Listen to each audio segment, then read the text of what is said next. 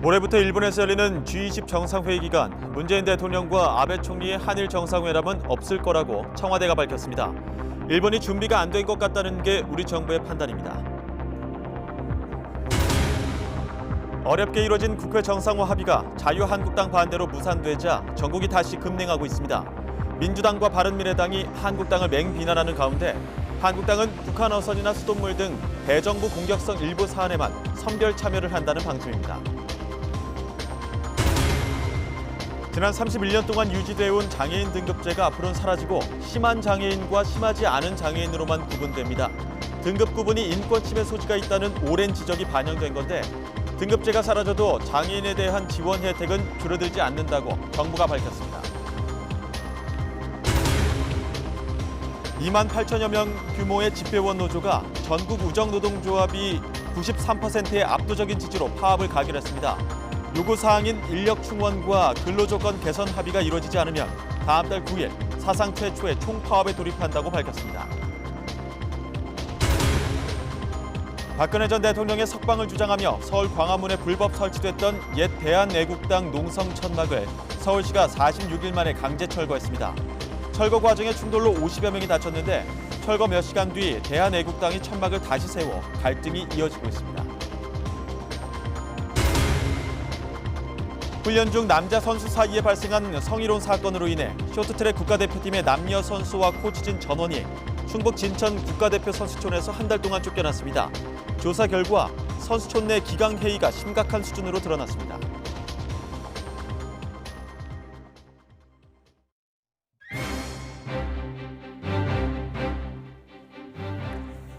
네, 뉴스큐 2부 시작합니다.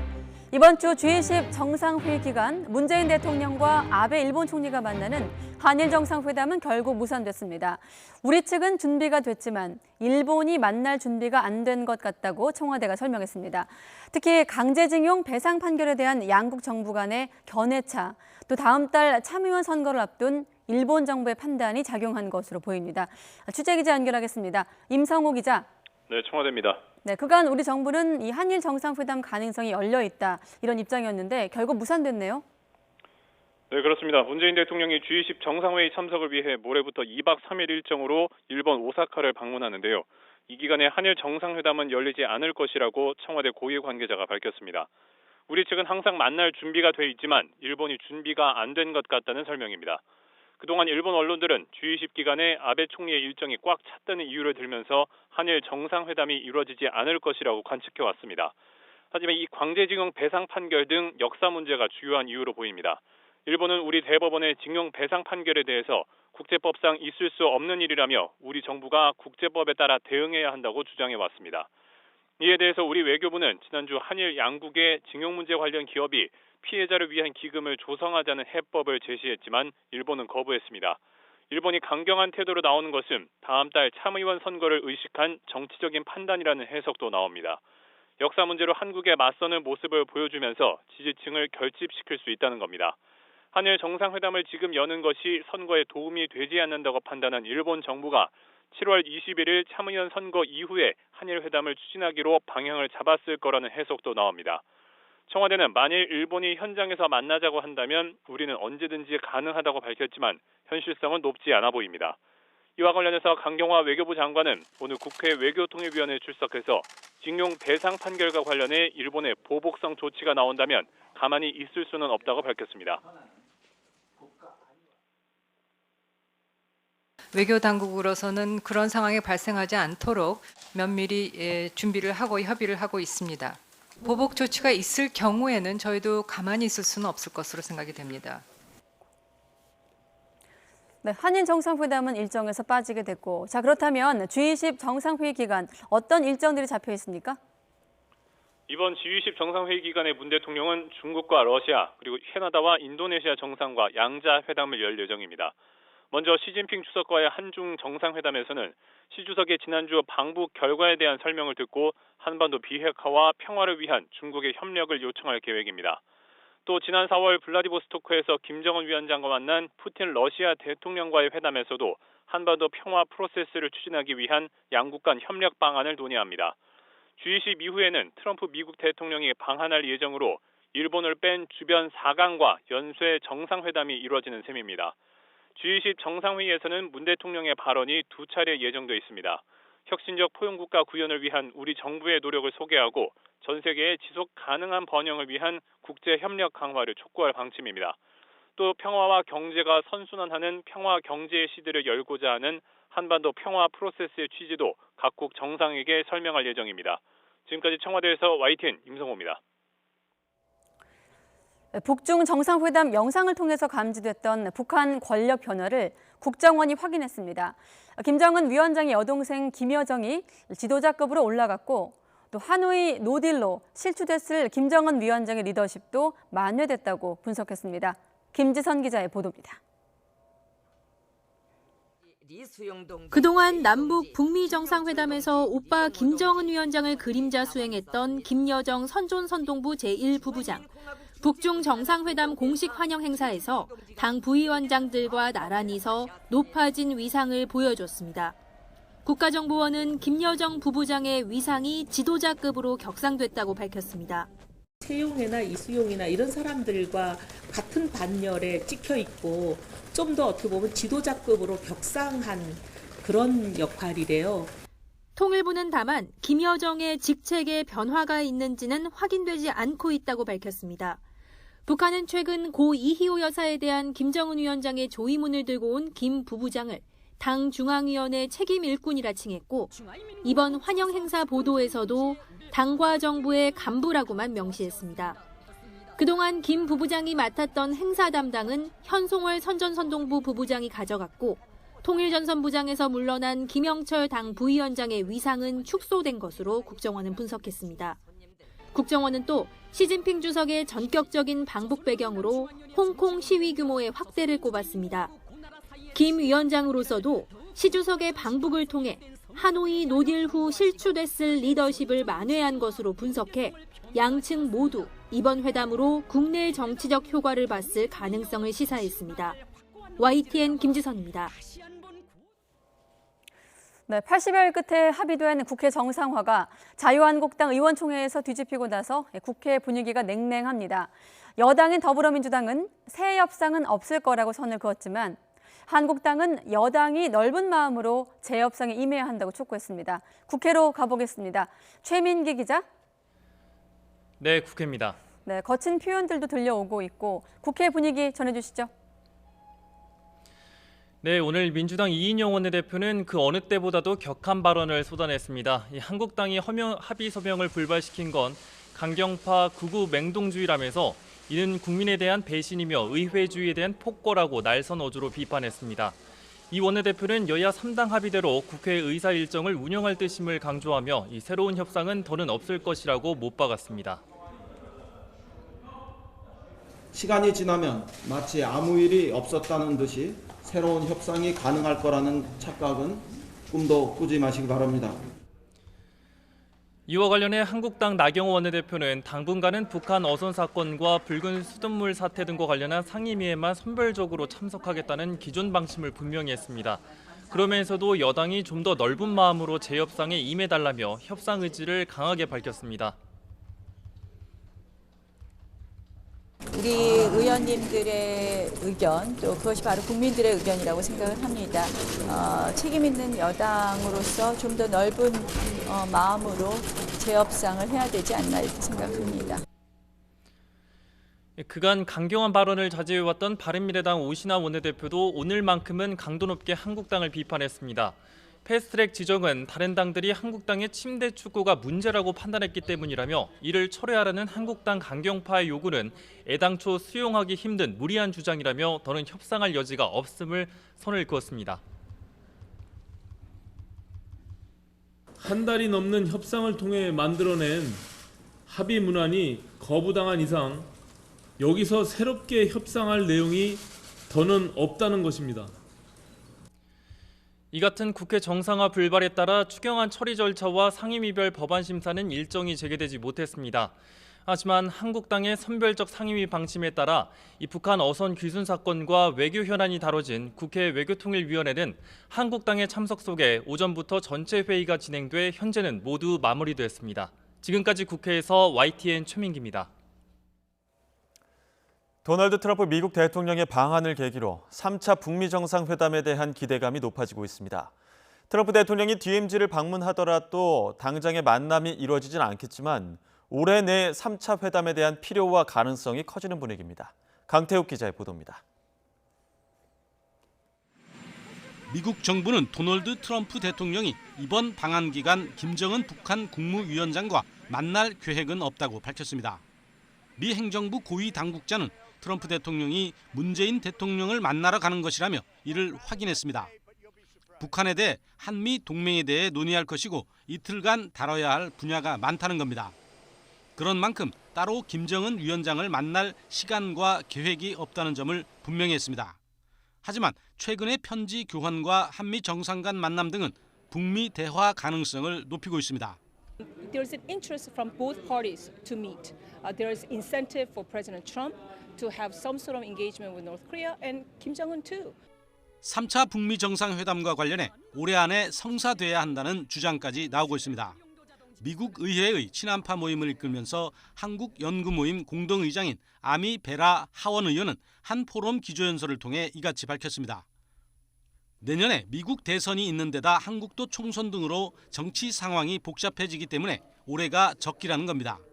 베라 의원은 다만 반드시 성과를 내야 하며 북미 대화를 위해 한국 정부가 노력해야 한다고 조언했습니다. I don't believe we can have a third summit dialogue between the United States and North Korea and walk away without some sort of victory. 한미 정부뿐만 아니라 각계에서 다양한 노력이 이루어지는 만큼 북미 협상이 교착 상태를 넘어 정상회담까지 이어질 수 있다는 기대가 나오고 있습니다. YTN 강태욱입니다. 청와대는 한반도 비핵화를 둘러싼 북한과 미중러 외교에서 우리 정부가 소외되고 있다는 주장은 사실이 아니라고 반박했습니다. 청와대 고위 관계자는 기자들과 만나 우리 정부도 대북 채널이 있고 물밑에서 활발히 움직이며 북한과 계속 소통하고 있다고 말했습니다. 특히 정의용 국가안보실장이 이달 초 중국을 방문해 비핵화 협력 방안을 논의한 사실도 공개하면서 시진핑 주석의 북한 방문도 예상했다고 설명했습니다. 북한 목선 경계 실패를 규명하는 국방부 합동조사단이 활동 기간을 연장하기로 했지만 아직 목선의 GPS 정보조차 확보하지 못한 것으로 확인됐습니다. 이 결정적 증거인 GPS 분석을 확보하지 못할 경우 군 당국의 셀프 검증에 대한 의무는 더 커질 수밖에 없다는 지적입니다. 강정규 기자의 보도입니다. 지난 15일 우리 군의 경계망을 뚫고 강원도 삼척항까지 들어온 북한 소형 목선. 배에 탄 북한 주민 4명의 진술 외에 객관적 증거는 배에 탑재된 GPS 장치가 유일합니다. 일부 행적은 본인들 진술에 의존하기도 하고 GPS로 확인이 되는 부분도 있고 그런데 지금 이제 GPS를 국가수에 의뢰하면 진술의 신빙성 여부를 가릴 수 있을 것으로 보고 있는 것 같습니다. 북한 목선의 시간대별 이동 경로를 추적할 수 있는 GPS는 경계 실패 원인을 규명할 핵심 정보이기도 합니다. 그러나 국방부 합동조사단은 북한 목선의 GPS 자료를 확보하지 못했습니다. 군 관계자는 국정원의 합동신문이 끝나지 않았고 GPS 정보도 분석 중인 것으로 안다며 조만간 자료 공유를 요청해보겠다고 말했습니다. 국방부 감사관을 필두로 모두 36명 규모인 합동조사단은 지난 20일부터 일주일 동안 경계 실패 원인을 규명할 계획이었습니다. 하지만 자료 수집에만 나흘을 쓰고 결국 활동 기간을 이틀 연장했습니다. 조사 범위도 포항의 해군 6항공전단으로 넓혔습니다. 우리 해군의 P3 초기기가 북한 목선 주변 4km까지 접근했다가 그냥 지나쳤다는 의혹을 확인하기 위한 조치로 풀이됩니다. 군 당국은 앞서 경계 작전에 문제가 없었다고 결론 내렸다가 의혹이 끊이지 않자 재조사에 나섰습니다. 북한 목선의 GPS 정보를 끝내 확보하지 못할 경우 조사 결과의 신뢰도에도 영향을 미칠 것으로 보입니다. YTN 강정규입니다. 정부가 지난 15일 삼척항에 입항한 북한 목선과 선원들에 대해 뒤늦게 아프리카 돼지열병 검역 작업을 마친 것으로 확인됐습니다. 농림축산식품부는 북한 목선이 입항한 지 5일 뒤인 지난 20일 아프리카 돼지열병이 발생한 북한에서 목선이 내려온 사실이 언론 보도를 통해 확인하고 뒤늦게 검역 작업을 마쳤습니다. 농식품부는 국방부와 국정원에 20일 검역 협조 공문을 보내 이튿날인 21일 목선과 사람에 대한 검역을 마쳤다고 밝혔습니다. 북한 목선이 들어온 지 6일 뒤에 검역 작업이 이루어진 것에 대해 정부 부처 간의 정보 교류와 소통이 미흡했다는 지적이 일고 있습니다. 세월호 참사 진상규명 활동을 방해한 혐의로 재판에 넘겨진 조윤선 전 청와대 정무수석 등이 실형을 면했습니다. 서울 동부지방법원은 직권남용 혐의 등으로 기소된 조 전 수석과 이병기 전 대통령 비서실장 등 5명에 대한 선고 공판을 진행했습니다. 법원은 조 전 수석과 이 전 실장에게 각각 징역 1년에 집행유예 2년을 선고했습니다. 김영석 전 해양수산부 장관은 징역 2년에 집행유예 3년을, 윤학배 전 해수부 차관은 징역 1년 6개월에 집행유예 2년을 선고받았습니다. 또 안종범 전 청와대 경제수석에게는 무죄 판결이 내려졌습니다. 재판부는 이들이 특조위 관련 현안 대응 방안 등 문건들을 기획, 작성, 실행하도록 지시했다는 혐의 가운데 문건 작성을 제외한 나머지 기획과 실행 부분에 대해서는 공소 사실이 특정될 수 없다고 봤습니다. 조윤선 전 청와대 정무수석 등이 실형을 면한 1심 선고 결과와 관련해 유가족들이 재판부를 거세게 비난했습니다. 세월호 유가족들과 관련 단체들은 선고 공판이 끝난 직후 서울 동부지방법원 앞에서 기자회견을 열어 말도 안 되는 결론이라며 반발했습니다. 4.16 세월호 참사 가족협의회 관계자는 죄가 있어도 본인이 책임을 지지 않아도 된다는 생각이 들었다며 무지와 무능, 무책임의 판결이라고 주장했습니다. 검찰이 한보 사태의 장본인인 정태수 전 한보그룹 회장이 실제로 사망했을 가능성이 크다고 보고 아들 정한근 씨를 추가로 소환했습니다. 서울중앙지검은 오늘 21년 만에 국내로 송환된 한보그룹 4남 정한근 씨를 3번째로 불러 해외로 도주한 경위와 정 전 회장의 마지막 행적을 조사하고 있습니다. 검찰은 에콰도르 당국이 발급한 정 전 회장의 사망 증명서에 신부전증이 사망 원인 중 하나로 언급됐다며 오래전부터 관련 지병을 알아온 정 전 회장이 실제 숨졌을 가능성이 크다고 밝혔습니다. 또 지난 2007년 정 전 회장이 해외로 도주한 직후부터 아들 정 씨가 키르기스탄과 에콰도르 등지에서 함께 생활한 것으로 보인다고 덧붙였습니다. 네, KT 특혜 채용 의혹이 연루된 자유한국당 김성태 의원이 지난주 검찰 조사를 받은 것으로 확인됐습니다.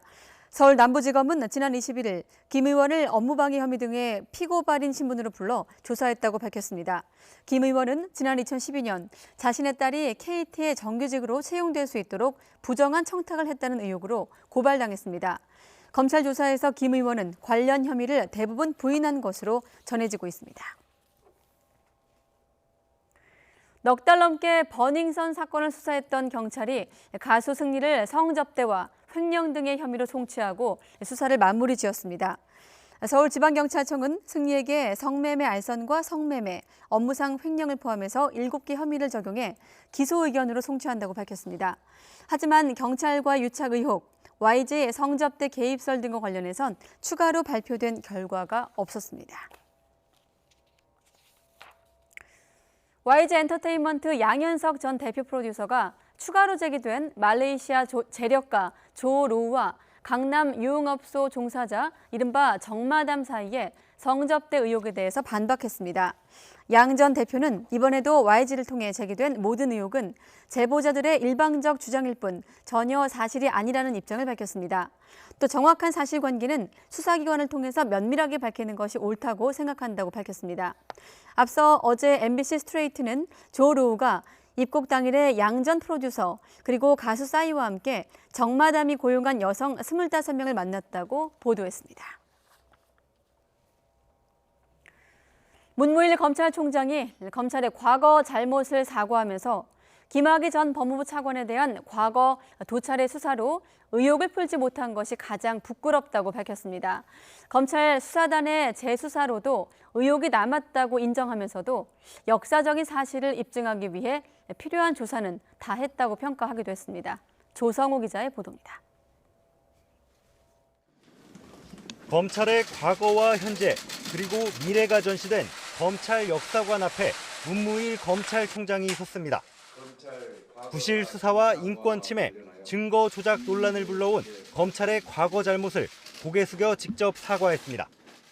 늦었지만 이제라도 큰 고통을 당하신 피해자분들과 그 가족분들께 머리 숙여 진심으로 사과드립니다.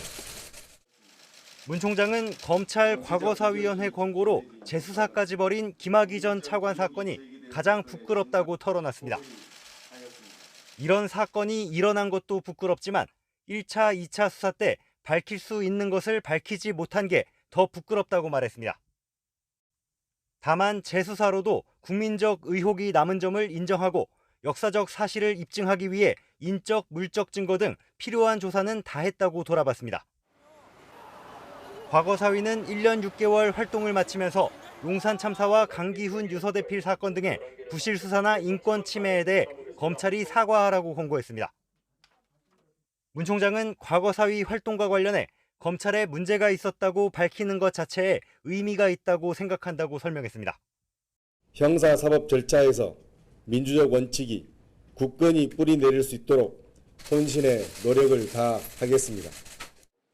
앞서 문 총장은 박종철 열사에 붙인 고 박정기 씨 형제복지원 사건 피해자들을 직접 만나서는 눈물을 흘리며 사과의 뜻을 전하기도 했습니다. 다음 달 퇴임을 앞둔 문무일 총장은 나머지 과거사 사건에 대해서도 남은 임기 동안 할 수 있는 데까지 사과하겠다는 의지를 밝혔습니다. YTN 조성호입니다. 윤석열 검찰총장 후보자보다 사법연수원 3년 선배인 김호철 대구고검장이 오늘 사의를 표명했습니다. 김 고검장은 검찰 내부통신망에 글을 올려 사직 의사를 밝혔습니다. 김 고검장은 검찰이 어려운 상황이지만 검찰 구성원으로서 긍지와 자부심을 바탕으로 일치 단결해 나라와 조직을 위해서 헌신해달라고 당부했습니다. 지난 17일 윤 후보자가 지명된 이후 사의를 밝힌 검사장급 이상의 검찰 간부는 봉욱 대검찰청 차장검사와 송인택 울산지검장에 이어서 김 고검장이 세 번째입니다.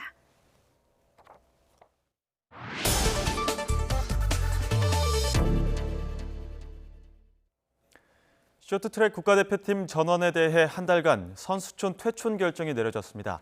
남녀 선수들이 함께 훈련을 하던 중 한 남자 선수가 다른 남자 선수의 바지를 내려 성희롱 논란이 제기됐기 때문인데요. 최동호 스포츠 평론가와 이야기 나눠보겠습니다. 평론가님 안녕하십니까? 예, 안녕하세요. 두 선수 모두 메달리스트로 지금 알려져 있는데 이제 어떤 사건인지 간략히 알려주시죠. 지난 17일 이었거든요. 진천 선수촌에 이제 쇼트트랙 대표팀이 입촌을 해서 산악 훈련을 했는데 훈련 도중에 남성인 한 선수가 여성 선수들이 보는 가운데 후배 남성 선수의 바지를 내렸습니다. 그래서 이제 후배 선수가 수치심을 느껴서 대표팀 감독에게 이 사실을 알렸고요. 대한체육회 클린 스포츠 센터에도 신고를 했습니다. 이와 같은 사실이 알려지면서 오늘 이 진천 선수촌이 인사심의위원회를 열었고요. 그래서 이제 쇼트트랙 대표팀에게 한 달간 선수촌 퇴촌 징계를 내렸습니다.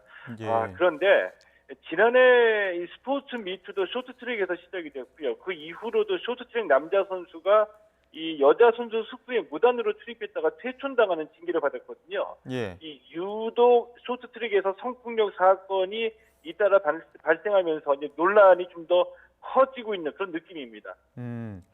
한 달간 퇴촌이라는 징계가 결정이 된 건데 이 징계 수위는 어느 정도에 해당하는 겁니까?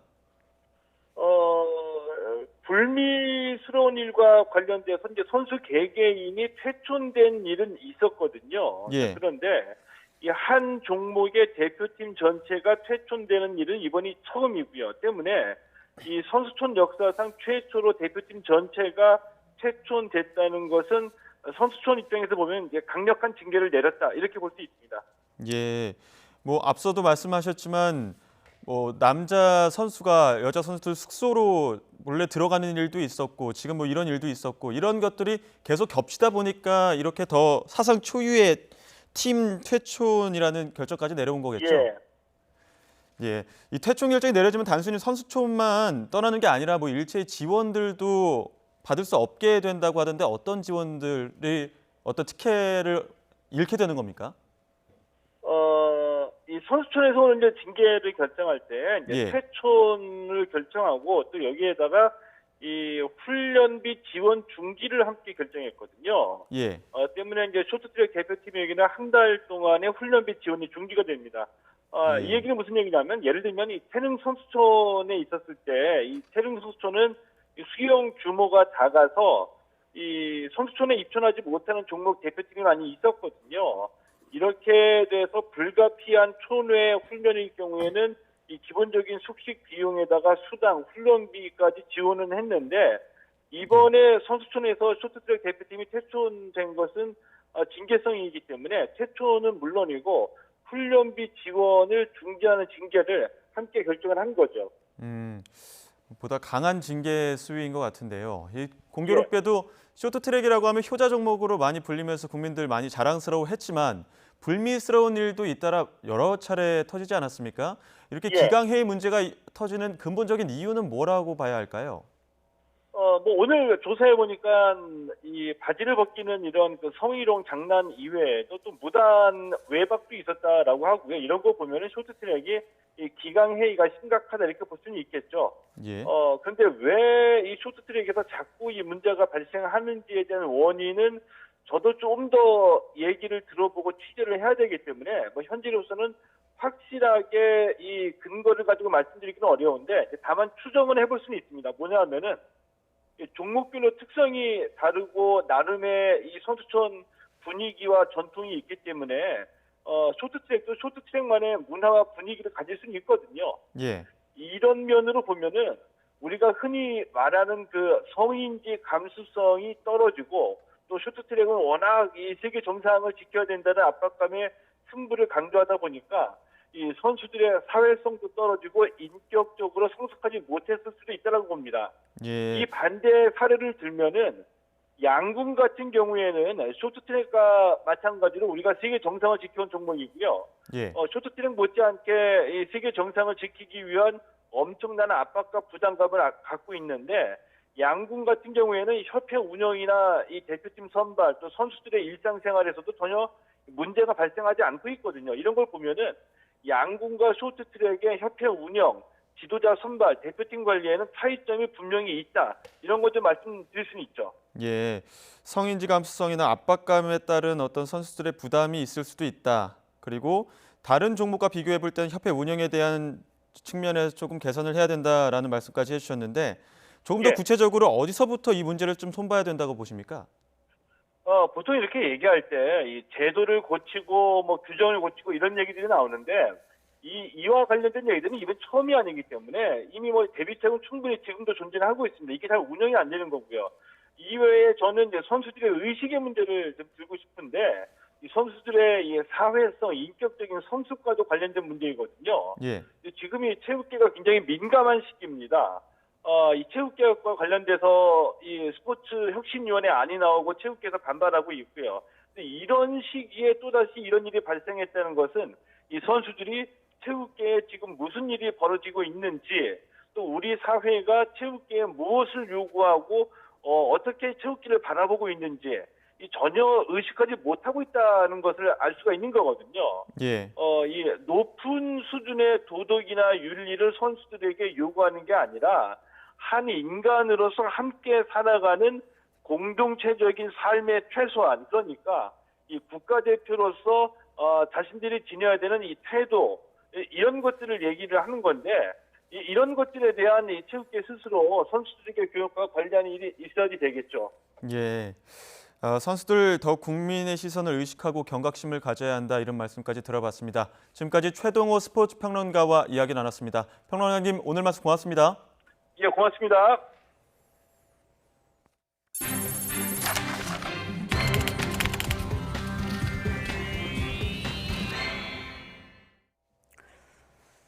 최근에 우리 공화당으로 당명을 바꾼 대한애국당이 광화문 광장에 농성 천막을 다시 설치했습니다. 대한애국당은 오늘 오전 서울시 행정대 집행으로 천막 2동과 그늘막이 강제 철거된 이후 낮 12시 40분쯤 같은 장소에 천막 4개 동을 새로 세우고 농성을 재개했습니다. 앞서 조원진 대한애국당 공동대표는 행정 대집행 직후 광화문 광장에 2배 규모로 천막을 설치하겠다고 밝혀 앞으로 추가 반입이 이어질 전망입니다. 이에 대해 서울시는 광화문 광장의 불법 천막은 절대 용납할 수 없다는 입장은 확고하다면서 추가 설치한 천막 역시 절차를 밟아 단호하게 대처해 나가겠다고 밝혔습니다. 집배원 인력 증원을 요구하며 파업을 결정한 전국 우정노동조합이 파업을 가결했습니다. 우정노조는 조합원 92.8%의 압도적인 찬성으로 파업이 가결됐다고 밝혔습니다. 7월 9일이 총파업 예고일인데 노조 입장 들어보겠습니다.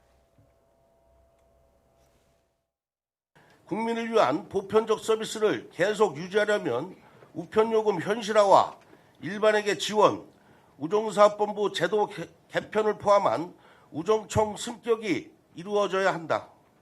아울러 최근 2달 사이 30대, 40대 집배원 2명이 연이어 과로사하는 등 문제가 매우 심각한 만큼 국회가 열릴 대로 집배원 증원에 대한 추경 예산 편성을 간곡히 요청하는 바이다. 조합은 죽어가는 집배원을 더 이상 지켜볼 수 없다. 우정사업본부와 정부가 전향적인 대책을 제시하지 못한다면 7월 6일 총파업 출정식에 이어 7월 9일 우정사업 역사상 처음으로 총파업할 것을 강력히 선포한다. 오늘 아침 9시쯤 전북 완주군 화산면 경천 저수지에 소나타 승용차가 빠져 있는 것을 낚시꾼이 발견해 신고했습니다. 신고를 받은 경찰과 소방당국은 차량을 수색해 시신 한 구를 발견했습니다. 사망자는 여성으로 나이 등 신원은 아직 확인되지 않았습니다. 경찰은 부검과 지문 대조 등을 통해서 신원과 사망 경위를 알아낼 계획입니다. 정신병원 입원을 거부하며 흉기를 소지한 채 차를 몬 60대 남성이 경찰의 테이저건을 맞고 붙잡혔습니다. 충남지방경찰청 고속도로 순찰대는 어제 오후 2시쯤 경북경찰청으로부터 위급상황 최고 단계 코드 제로 공조를 요청받아 A씨를 검거했다고 밝혔습니다. 경찰은 A씨가 몰던 화물차를 13km가량 추격했으며 검거 과정에서 A씨가 저항하자 조수석 유리창을 깨고 테이저건을 발사했습니다. 경찰은 경북 김천에 살고 있는 A씨가 폭력성을 동반한 치매 증상을 보여 가족들이 정신병원에 입원시키려 하자 흉기를 챙겨 도망간 뒤 시속 140km로 고속도로를 달린 것으로 추정된다고 설명했습니다. 올해 상반기 소비자 물가 상승률이 한국은행의 목표를 크게 밑돈 것으로 나타났습니다. 수출과 투자, 소비가 모두 부진한 영향이 컸는데 얼핏 보면 좋을 것 같은 저물가 현상이 왜 경제에 타격을 주는 건지 조태현 기자가 취재했습니다. 물가 안정을 최우선 목표로 설립된 한국은행은 올해 적절한 물가 상승률을 2%로 제시했습니다. 이 정도는 돼야 지속적인 경제 성장을 뒷받침할 수 있다는 뜻입니다. 하지만 뚜껑을 열어보니 올해 1월부터 5월까지 소비자 물가 상승률은 0.6%에 그쳤습니다. 목표치는 물론이고 1.7%를 기록했던 지난해 하반기보다도 크게 떨어진 겁니다. 수출과 투자에 부진이 이어지는 가운데 소비마저도 증가세가 둔화하는 모습을 보였기 때문입니다. 여기에 정부의 복지정책 확대와 유류세, 자동차 개별 소비세 등 일부 세금의 인하 조치도 영향을 미친 것으로 풀이됩니다. 물가가 낮으면 좋을 거란 인식과 달리 일반적으로 저물가는 높은 물가 못지않게 위험하다는 평가를 받습니다.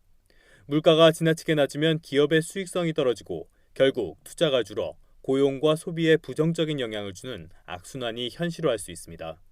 물가 상승률이 낮으면 실질 이자율이 올라가게 됩니다. 실질적인 부담이 커지게 된다는 얘기죠. 실질 이자율 상승이 있는 것은 이런 부채를 가진 사람들의 부담을 늘려주게 되고 이에 따라 소비 위축을 가져올 수 있어서 좀처럼 경기 회복의 기미가 나타나지 않고 있어 전망도 밝지 않은 편입니다. 이주열 한국은행 총재 역시 올해는 물론이고 내년 이후로도 물가가 부진한 흐름을 보일 가능성이 큰 것으로 내다봤습니다. 전반적인 저물가 상황은 기업들 입장에서는 매출 부진을 의미를 하기 때문에 기업과 가게가 체감하는 경제 상황은 앞으로도 개선되기 어려울 가능성이 높습니다. 경기 악화와 저물가 상황이 이어지는 만큼 결국 한국은행이 하반기에는 기준금리를 낮출 수밖에 없을 것이란 전망이 갈수록 힘을 얻고 있습니다. YTN 조태현입니다. 최저임금위원회가 오늘 4차 전원회의를 열어 내년도 최저임금의 업종별 차등 적용 여부 등에 관한 본격적인 논의에 들어갔습니다. 박준식 위원장은 모두 발언에서 오늘은 사업 종류별 최저임금 구분 적용 문제와 최저임금 수준에 관한 논의까지 진전시켰으면 하는 것이 희망이라고 밝혔습니다. 사용자 위원인 류기정 경총 전무는 차등화 부분도 심도 있게 논의해 중소기업과 소상공인의 무거운 짐을 덜어줬으면 한다고 말했습니다. 또 근로자 위원인 백석근 민주노총 사무총장은 정부에 의해서 뭔가 힘에 의한 논리가 아닌 논리를 갖고 심의를 하게 되면 많은 어려움이 있을 것이라고 경고했습니다. 얼마 전에 우리 인터넷 사용자 10명 가운데 8명이 가짜뉴스에 속은 경험이 있다는 외국 연구기관의 조사 결과가 나오기도 했는데 경제 관련 뉴스들이 정파성에 치우치거나 또 통계를 왜곡하고 있다는 주장이 제기됐습니다. 가짜뉴스에 대응하기 위한 관련 기관의 움직임도 분주합니다. 최명신 기자가 취재했습니다. 경제 위기, 해고 도미노, 고용 참사. 지난 한 해 동안 6개 경제신문이 최저임금 관련 기사를 송고하면서 단골 메뉴처럼 뽑은 제목들입니다. 매체별로는 많게는 4,000번, 적게는 2,000번 이상 사용했는데 부정적인 내용 일색이었습니다. 하지만 객관적인 데이터에 근거하기보다는 정파성에 치우치거나 재벌 눈치 보기가 많았다는 지적이 나왔습니다. 지금 가짜뉴스가 굉장히 창궐하고 있습니다. 특히 경제 관련 가짜뉴스는 경기 침체기에는 소비 심리와 투자 심리를 위축시켜서 경기 침체를 더 가속화할 수 있습니다. 전문가들은 가짜뉴스 제어를 위해 언론의 자본으로부터의 독립과 사실 확인 시스템 강화를 주문했습니다. 언론인 스스로도 경제와 관련된 다양한 정보들을 알고 학습할 필요가 있어서 경제의 실체가 과연 누구의 이익을 위해서 제대로 굴러가는가 이런 것들을 확인할 수 있는 역량 강화가 무엇보다 중요하다고 생각합니다. 이달 초 세계적인 여론조사 기관인 입소스는 한국의 인터넷 사용자 85%가 가짜뉴스에 속은 경험이 있다는 조사 결과를 내놓은 상황. 방통위는 협의체를 구성해 가짜뉴스 퇴출 작업에 착수했습니다. 학계, 시민단체 그리고 언론계가 참여하는 민간 자율규제 협의체를 구성했습니다. 이 협의체에서 객관적이고 합리적인 자율규제 방안을 마련해 줄 것을 기대하고 있습니다. 하지만 가짜뉴스의 개념과 범위를 어디까지 할 것인지, 구글과 페이스북 등 해외 사업자에게는 어떻게 적용할 것인지가 고민거리입니다. 여기다 야당인 자유한국당이 언론 통제 시도라며 크게 반발하고 있어 구체적인 안 마련까지 다소 시간이 걸리는 게 아니냐는 우려도 나오고 있습니다. YTN 최명신입니다. 맞벌이가 선택이 아닌 필수가 되는 경향이 갈수록 커지고 있습니다. 맞벌이 부부 비중이 전체 결혼 가구의 46%를 넘어선 것으로 나타났습니다. 김평정 기자의 보도입니다. 가장 혼자 벌어서는 가정을 꾸리기 어렵다는 인식은 이미 보편화한 지 오래입니다. 이런 현상은 갈수록 심해져 지난해 맞벌이 가구는 1년 전보다 22만 가구 가까이 늘어 570만 가구에 육박했습니다. 전체 결혼 가구에서 차지하는 비중도 1.7%포인트 올라 46%를 넘었습니다. 나이별로는 50대 이상에서 맞벌이 가구 증가폭이 30대와 40대보다 컸습니다. 맞벌이 가구도 주 52시간제 도입 등의 영향으로 한 주 평균 근무 시간은 줄었지만 남편보다 부인이 8.6시간가량 근무 시간이 더 짧았습니다. 통계청은 일과 가정의 양립을 지원하는 정책의 영향으로 맞벌이 가구가 늘었지만 아직은 가사와 육아를 여성이 더 전담하고 있어 상대적으로 일하는 시간이 더 짧은 것으로 분석했습니다. 이와 함께 1인 가구도 빠르게 늘어 580만 가구에 달했고 이 가운데 60%가 취업한 상태였습니다. 특히 65살 이상에서 일하는 1인 가구가 1년 사이 10%나 늘어 전체 연령대에서 증가폭이 가장 컸습니다. YTN 김평정입니다. 장애인 정책이 31년 만에 바뀝니다. 장애 정도를 중증과 경증으로만 나누고 혜택은 유지합니다. 김정혜 기자입니다. 새 장애인 정책의 핵심은 등급제를 없애는 겁니다. 대신 장애 정도에 따라 중증과 경증 두 가지로 단순화했습니다. 현행 장애 등급제는 형평성 없는 지원, 장애 특성을 무시한 제도라는 비판이 끊이지 않았습니다. 지금까지의 장애인 정책은 장애인의 다양한 욕구를 충분히 고려하지 못한다는 비판이 제기되어 왔습니다. 이에 정부는 장애 등급제의 단계적 폐지를 국정과제로 정하고 장애인 단체들과 많은 의견을 나누어 왔습니다. 현재 1에서 3등급은 중증에, 4에서 6등급은 경증에 포함됩니다. 이에 따라 새 제도가 시행된다고 기존 장애인이 장애인 등록증을 새로 발급받을 필요는 없습니다. 등급별로 지원되던 서비스는 일부 통합되고 대상이 확대됩니다. 건강보험, 노인 장기요양보험 등의 보험료 경감이 커지고 휠체어 탑승 설비가 있는 교통수단이 늘어납니다. 새 정책의 또 다른 큰 틀은 종합조사입니다. 어떤 서비스를 얼마나 지원할지 결정하기 위한 건데 신청인의 일상생활 수행 능력, 인지와 행동 특성, 사회 활동을 종합적으로 평가합니다. 먼저 올해는 활동 지원과 보조기기, 거주시설, 응급안전 등 4가지에 대해서 조사 결과를 적용합니다. 그러나 제대로 된 등급제 폐지도 새 정책도 아니라는 지적이 적지 않습니다. 무엇보다 관련 예산이 없어서 중증 장애인의 활동 보조 지원 시간이 줄어들 거라는 지적이 나옵니다. 문제는 예산 문제라고 봅니다. 장애 등급제가 폐지가 됨으로 인해서 더 많은 장애인들이 활동 지원이 필요해서 신청을 할 수 있는데 예산 반영이 전혀 안 되어 있는 게 지금 문제입니다. 또 시중 보험 상품의 경우 현재 장애 등급제에 따라 운영되고 있는데 등급제 폐지에 따른 별도의 기준 마련이 필요해졌습니다. 정부는 일부 활동보조 지원이 줄 수 있겠지만 급격한 감소가 생기지 않도록 조정하고 제도 시행 후에도 장애인 단체 등의 의견을 들어 문제점을 보완한다는 계획입니다. YTN 김정혜입니다. 네, 대검찰청 4층 검찰역사관 앞에서 퇴임을 한 달 앞둔 문무일 검찰총장이 고개를 푹 숙이고 있습니다. 부실 수사, 또 인권 침해, 과거 검찰이 저질렀던 잘못에 대해서 대국민 사과를 하고 있는 건데 문 총장은 사과와 함께 기록의 중요성을 힘주어서 말하기도 했습니다. 기록하면 나중에 책임을 물을 수 있고 또 역사에 공개할 가능성을 안다면 정치적인 중립성을 훼손하는 위험을 감수하기 어렵다. 검찰의 과거와 현재가 담긴 장소에서 국민을 향해 이렇게 고개를 숙이는 것도 그런 의미와 닿아 있을 텐데요. 오늘 사과 입장문 역시 검찰 역사관 내 전시 부스에 새겨졌다고 하는군요. 뉴스 큐레이터였습니다.